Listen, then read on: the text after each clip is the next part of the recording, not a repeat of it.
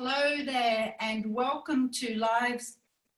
Hello there and welcome to Lives with Sandra. I just realised it wasn't recording. So thank you so much for coming to this session today. I've got a really dear friend with me today that has got some amazing information around how to live a healthy, happy life. And our topic in particular today is called Living Healthy but on Suicide. So welcome, Penny. Thanks for joining today. Hi, Sandra. Hi, everyone. Thanks for having me.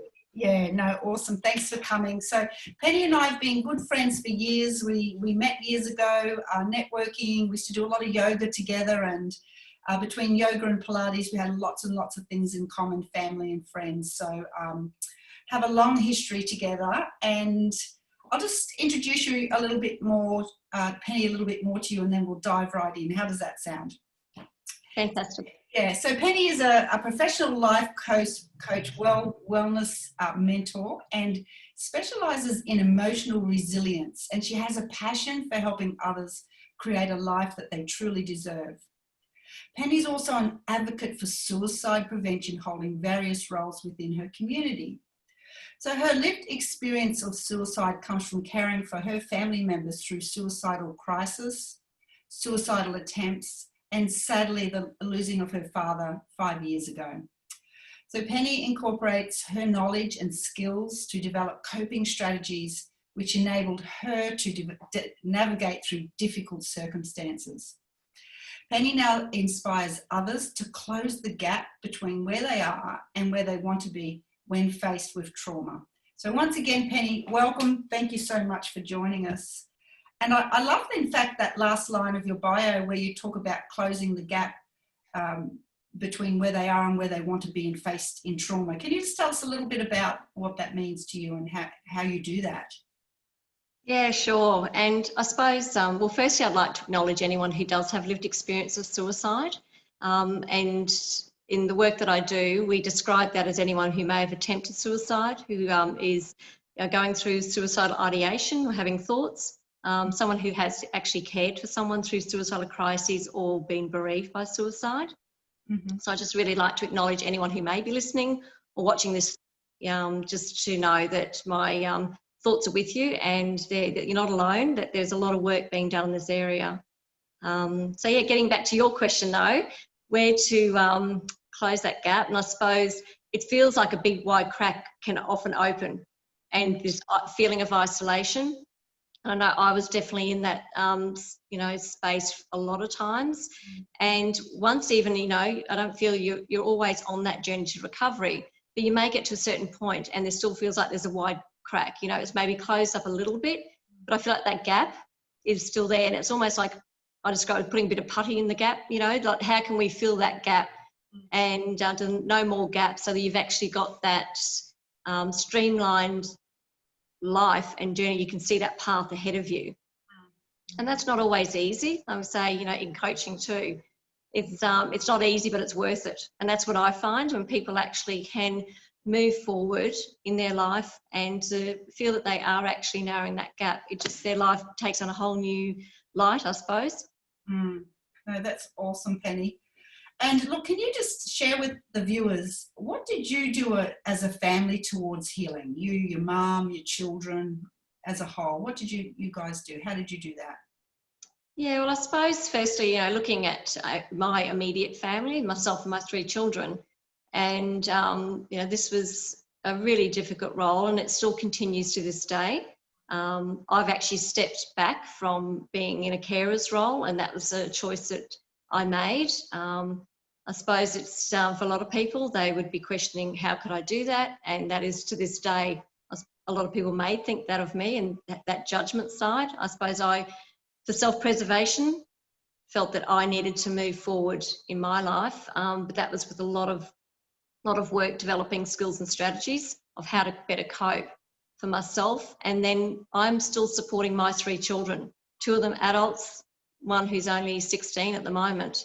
So helping them to cope with, I suppose, what has gone on in the past in our family, but what is actually still lingering over our heads, you could say, of the potential crises that may be in the future. We don't like to be doom and gloom, in the way we're thinking, but we're just realists. And it is a very real possibility that could happen, that there could be future suicidal crises in our family. And then with regard to my mum and my siblings and the extended family, how we coped with losing Dad, and that's only 3.5 years ago, since Dad's passing, sadly to suicide. And yeah, it is still, you know, I could be making a cup of tea some days and think of Dad and I'll burst into tears. So whether you truly ever get over it, and that's why they say bereaved, we're not grieving. Bereavement is different to grieving. And it is this empty, sinking feeling that you can often feel when you reflect back on that person. So I suppose what we did is we came together as a family unit. The most important thing is to talk it out. And if not with direct family, but the, you know, talk therapy amongst friends, and whether it be with professional. And so we say formal or informal ways of support was so important to draw on.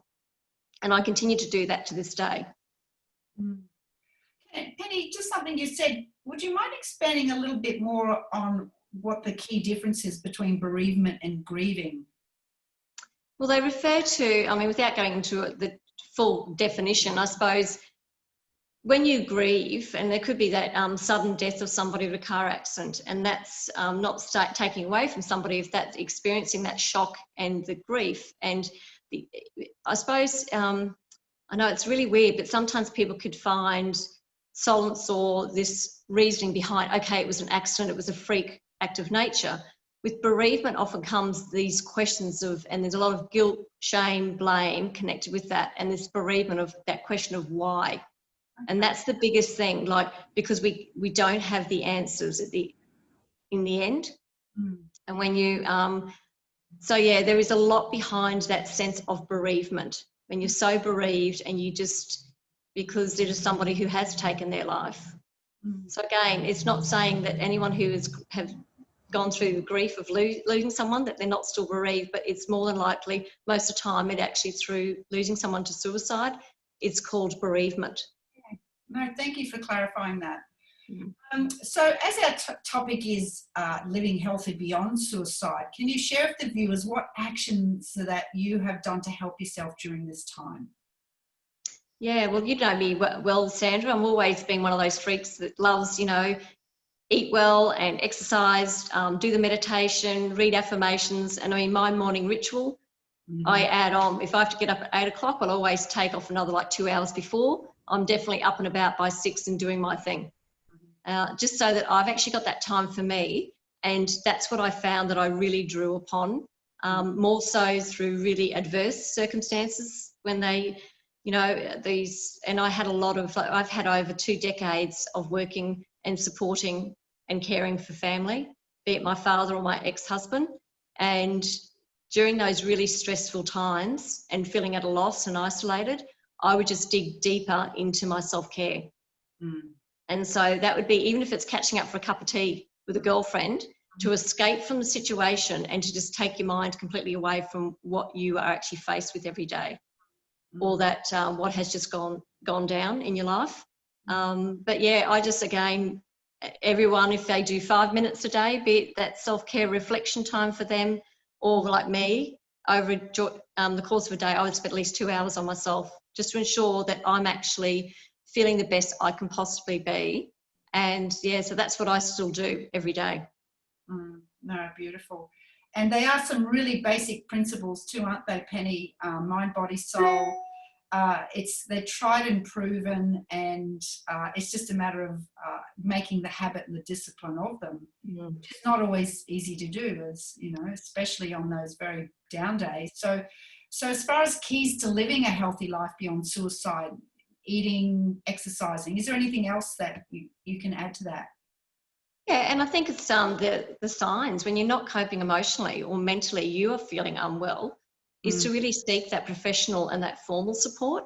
You know, and it's tapping with a specialist that may deal with, in my situation, there was substance abuse as well. So it's actually finding the right counsellor that I could relate to, who could relate to me, and to be able to really support me and a better understanding of what was going on. That maybe it's what comes first, the chicken or the egg.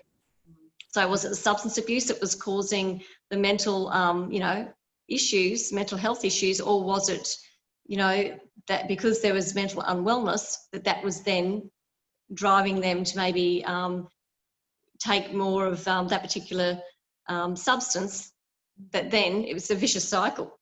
Yeah. That would just, everything would be blown out of proportion even more so. And so, yeah, it's just, I suppose it comes down to really looking within yourself, and you know yourself better than anybody is what I say. So there's no point in somebody saying, oh, that's just happened, so you need A, B, C and X, Y, Z. Yeah. Well, what's happened to all the other alphabetical, letters in there? You just think you really need to dig deep and find out what it is that is going to help you feel better. And it can be the simplest thing, like a walk to the park, 5 minutes and back, to make the world of difference to you that day. Or it could be sitting down having a nice piece of cake and a cup of tea.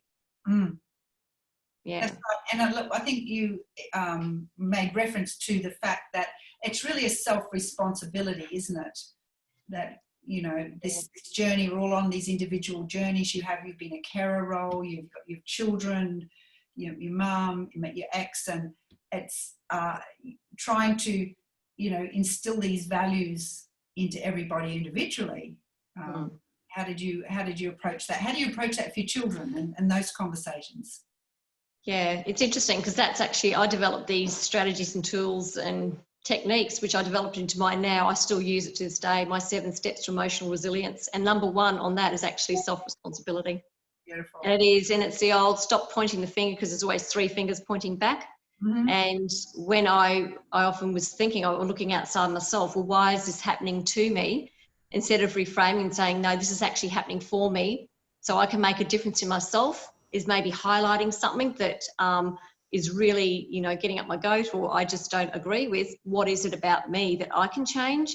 And I found that by changing me and my situation and how I responded to things, all of a sudden my children, even my ex-partner and others around me started to actually, I think, stop and think, wow, something's changed here. So it's the stop trying to change everybody else. Look into yourself as what do you want to be and where do you want to be as a person? Absolutely. And so then tell us a little bit more about the steps. What else can we do to, apply ourselves to a healthy life? Yeah, and I think it's just, there's lots of different areas. It's actually to be as simple as acknowledging, when you get that sinking gut feeling, it's a physical thing. So acknowledge, yes, I'm physically feeling it. It could be in placing your hand and observing what's happening. Okay, that happened in that situation. And it could be that sense of one more thing on that to-do list on that particular day. And I've had that exactly happen to me, can trigger me straight back. It can actually connect me back to a point of when there was an incident that happened with my ex, and that same gut sinking, revolting feeling straight away could flash me back to the day that my dad died. So it's so interesting when we start to observe in our body, and it always tends to go around my gut, that I know that that's something serious when something there is being affected. So it takes a lot, but when it gets there, it's actually, even with all the skills I have, it's hard to control it at that point. But what it is then knowing, okay, I'm feeling it, I know it's there, right, take time out, I need to breathe through it, or, spritz myself. I've actually got spritzer with essential oils, and I to this day use it. I started that probably 15, 20 years ago. And I used to spritz it and spray myself and say, I'm a good person and I'll get through this. So I have spritzers around everywhere, but particularly now I can even think of the spritzer and I can remind myself that little anchor. So it's really important for people to actually create an anchor of a time when you felt really joyous and happy. And so for some people that may be a long, long time ago. It could be when you were 3, and I'm now 53. So it could be a long time ago, but it is so important to create yourself a happy space anchor. So when you're feeling like, absolute crap, that you can, or it's really overwhelming situation, you can actually take yourself back to that instantly. And that's a technique that, I've taught people as well and shared it with my friends, and family, and it does work. Yeah, I love it. I love the spritzer. I haven't known a bottle of spritz for years, so I'm going to be on the search for one of those. Yeah, just a simple Is that bottle. brand, or do you make your own? Make my own. Yes. Yeah, so I get essential, whichever organic essential oil you love. So 5 drops in a little tiny bottle. Yeah. And just with any, because they're actually antibacterial, you can just put tap water in with them. They won't go off or anything. And so really great. So even in these times, and you know, we're all sanitizing, you can actually even use it as a hand sanitizer. You can do lots of things with it. Yeah, it is great. So create your own little spritzer and anchor for yourself. Lovely, lovely. And I love a multi-purpose toy, so thanks for that. So can you tell us a little bit more about your work then? Yeah, so the work I'm currently doing within suicide prevention, are you meaning that? Yes. Yeah, so I actually started as a coach and then wellness coaching, and then world fell upside down with my dad taking his life. So I decided to really delve into more to getting into what could I do with my skills I already have, and to actually help others even more so, and those that I felt that were really invested. So there's a difference to me. I think people are interested in making a difference and change in their life, to those that are really invested in wanting to make a change. And I thought, we're better than maybe Lifeline. So I'm actually qualified Lifeline telephone crisis supporter as well. So I did all my training, did all that alongside everything else I'm doing. And I tapped into doing work with Suicide Prevention Network here locally, and have since that been on different co-designs and trying to, I'm more of an advocate now, is for people who are in the caring role and supporting, because there is a lot of information and support out there, and rightfully so, for those who are actually experiencing those suicidal thoughts or going through a crisis, whatever it may be. However, it's really tough for that person on the other side. That is you actually feel like you are a shadow behind the person, that you definitely have slipped through the crack, and that you have no voice. And that actually is even standing there and trying to voice and talk to clinicians, professionals. And don't get me wrong, I'm not slagging them off at all. You only know what you can know.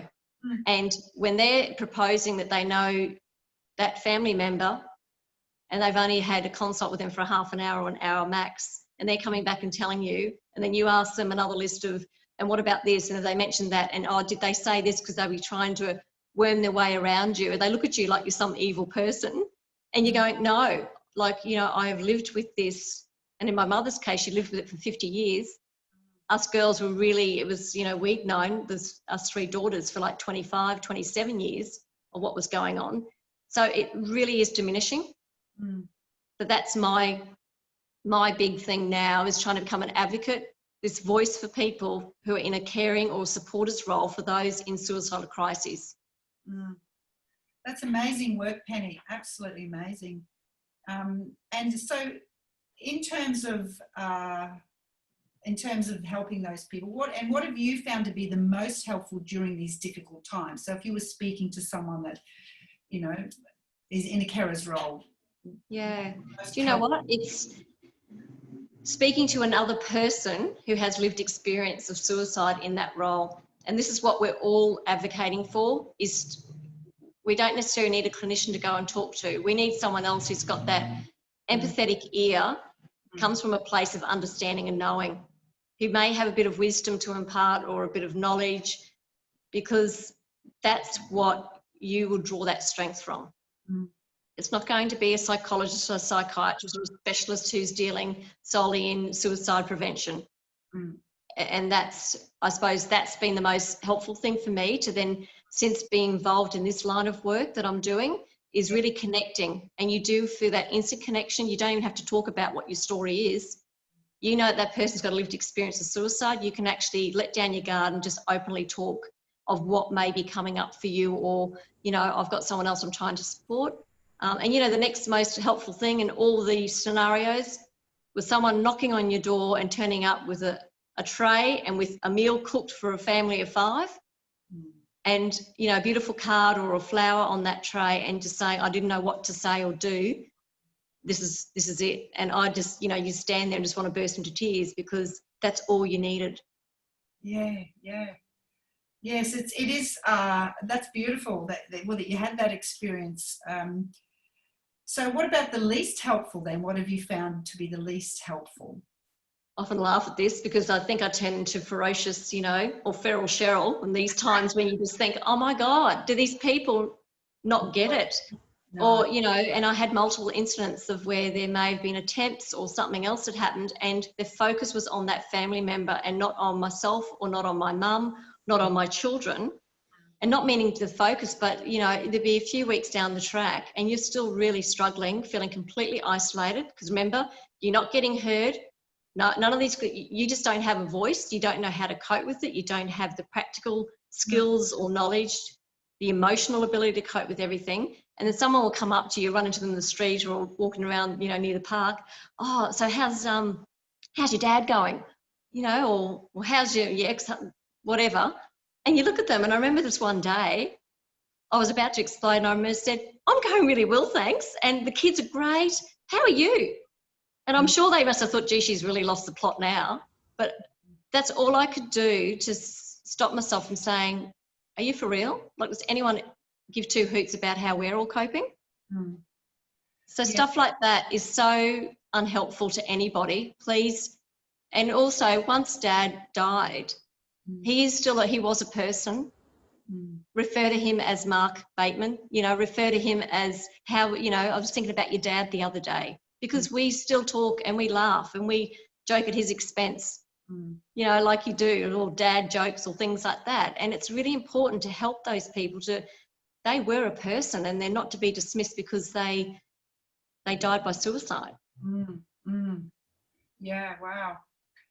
And it's, I suppose on that, it's just people recognising the pain is far bigger than the person that's in pain. Yeah. It's so complex, Sandra, and I think that's what it's not put into one basket, that it is so complex. And if we all knew what was causing the suicidal ideation and what was causing all of this, well, there'd be, you know, not as many suicides happening. And that's how complex it really is. No, it's amazing work what you do, Penny. Then look, maybe we could just wind this up then with some references. Where people can go to for help, any of those resources that you might like to share with the viewers. Yeah, definitely. And I think if anyone is experiencing, you know, a moment in their life or supporting someone going through suicidal crisis, definitely, you know, reach out. First point of call could always be Lifeline, because Lifeline has great resources they can then refer you on to that are going to be the best assistance for you. There's a lot of, you know, by Googling, there's Beyond Blue, there's Sane, there's lots of Black Dog, but even on Lifeline's website, if you Google resources, even on there's fact sheets and all sorts of things of how to cope with living with someone post having attempted, or, you know, there are more resources coming on board with someone in a carer's role in that sense, which is great. And I'm actually heavily involved with Roses in the Ocean. So it is, and that is a suicide prevention foundation. It's it was actually founded in Brisbane in Queensland by someone who sadly lost her brother. So I'd really encourage you to go and Google Roses in the Ocean, because we are forever evolving the website. And if something isn't on there that you feel could be helpful, please click on contacts and let us know, because we're actually trying to have that website there for the people. Yeah, no, lovely. Thanks for that. And I'll make sure we put those in the notes to the filming as well. So in terms of being the mother and the carer, before we wind up, can you just share anything else that you'd like to add to that in terms of how the mother and the carer can look after themselves and not make it all about the kids? And I mean, obviously that's what we do, look after our kids first always, but just being on a little bit on the other side of your experience. Is there anything else in regards to that? Look, I think the main thing is to remind yourself that you haven't caused this and you can't control it and you actually can't cure it. And that goes for a lot of areas, whether it be mental health issues, whether there be substance abuse. So this even outside, which a lot of those contribute to suicide. And the suicidal ideation, everything. It's not through fault of yourself. And what could I do better is often my mantra. that I'd be thinking, oh, what can I do to fix this? And we've got to remind ourselves we're not the Miss Fix-It for everything. There's some things out of our control, and it's actually okay to ask for help. And I think the biggest tip I could give to people is don't try to do it alone. And if somebody can't give you the right support, if you've looked up a service, don't take no for an answer. Then ask, who do they think would be better off in recommending for me? And that was something that I found. And that's in being able to be, you know, I suppose self-sufficient in what you're doing yourself can then actually help support your children. And it's being, at the end of the day, remembering you are a mum. And, you know, or you are, if it's maybe, for example, it's you don't have any children involved with this, but you have a partner and you're actually, it could be an extended family member that you're concerned about or helping care for, that, you know, it's really important to share what you're going through with that other person, the special people in your life, because they may not know what to do, but it could just, yeah, just give them a hint and say, hey, would you really mind cooking me dinner or rubbing not just 1 foot, but 2 feet tonight, you know, shoulder rub, whatever. So be proactive and, yeah, so it's actually not being a doormat about it in all of this too, and not becoming a victim. It's actually being assertive and not aggressive about it, I say too. And my old mantra is say what you mean without saying it mean. I like that. No, perfect. Yeah, thanks, Penny. Also too, so as far as anyone getting in touch with you personally outside of your work with Roses in the Ocean, where can they find you? I'll also put some notes in, so you've got your website. Definitely. Yeah, so I do have a website, and so it's the penny.eccleston at .com.au, and that's penny.eccleston coaching, sorry. And they can go on there, but there is a free link on there, which hopefully you might even put that on as a separate little link. If people want to actually just have a look at those 7 steps to emotional resilience, it's really a great thing for anybody to do. It doesn't necessarily have to be to do with suicide or being support care or whatever, because you can do it online and you can actually save the document and redo it again in 6 months' time. So it's a great electronic, and I can just flick that out to you electronically. And I do offer that if after you've done that you do want to connect with me just to have a chat, I do always offer a free 20-minute chat, be it via Zoom or if locally by phone, whatever you'd prefer. No, awesome, Penny, thank you, and I'll definitely put that in our show notes today. So thank you so much. We'll wind up there. It's been a really great talk, and it's not an area I've got any experience in, so I haven't felt that I could add to what you've done. You've done the hard yards. I've known you for years, and I know of your journey, and you're an amazing woman, and your family and your children are very lucky to have you, as is the services you work for. So I really appreciate you turning up and sharing your journey with us today, Penny. Thank you. Thanks, Sandra. And we'll see you again soon. All right. Thanks. Bye. Thank you. Bye.